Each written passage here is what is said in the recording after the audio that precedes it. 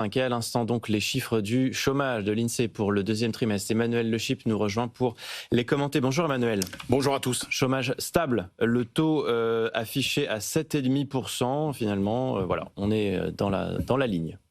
Oui, et c'est pas étonnant finalement, c'est un chiffre qui confirme un petit peu la robustesse qu'on constate sur le marché du travail depuis le début de l'année, puisque ce taux de chômage, il est stable. Alors vous savez qu'il y a tout un tas d'indicateurs aussi un peu qualitatifs qui sont publiés avec ce taux de chômage, mais ils sont plutôt bons. Par exemple, quand on regarde le taux d'emploi ou le taux d'activité, on voit que le taux d'emploi qui représente la part des Français qui sont sur le marché du travail, on est sur des niveaux qui sont quasiment historiques, de plus en plus élevés. Quand on regarde le nombre de CDI signés, ça aussi c'est un bon indicateur de la vitalité du marché du travail, et ben on a aussi des bons chiffres. Et c'est assez conforme finalement à ce qui a été publié il y a quelques jours en matière d'emploi salarié.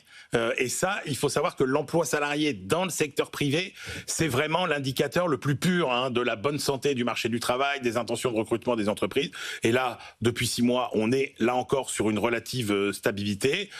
Pourquoi ? Eh bien, parce que il y a quand même un socle d'activité qui est là. Et puis, n'oublions jamais que les difficultés de recrutement des entreprises qu'on a souvent mis en avant en 2023-2024, elles se sont que à peine atténuées, et que donc on a des entreprises qui font tout pour ne pas licencier d'un côté et qui multiplient aussi les recrutements. Et ce qui est intéressant, c'est qu'on voit ça du côté des salaires, parce que autant les entreprises serrent la vis sur les augmentations collectives, par exemple, mais je peux vous assurer que pour les nouveaux embauchés, elles sont prêtes à faire pas mal d'efforts. C'est ce que montre une enquête qui a été publiée par WTW il y a quelques jours. Donc un marché du travail qui reste assez robuste, et même peut-être plus robuste que à la fin 2024.